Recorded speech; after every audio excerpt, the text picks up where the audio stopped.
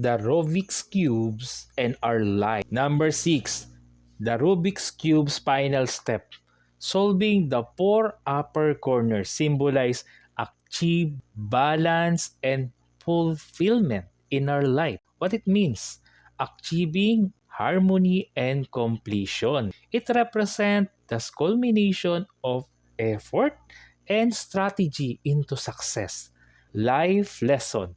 Success is not just about solving problem, but doing so in a way that creates lasting harmony.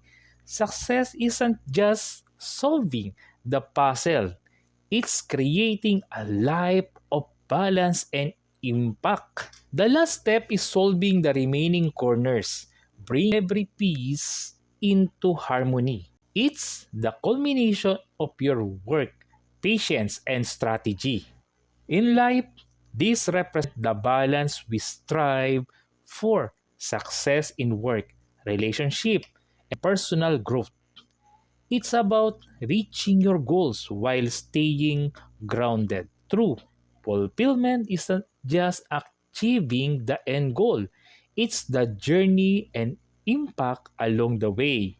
Example, think of Malala Yousafzai. Her fight for education didn't end with her Nobel Prize. It continued to inspire and empower millions worldwide. Her life is a testament to harmony between purpose and achievement.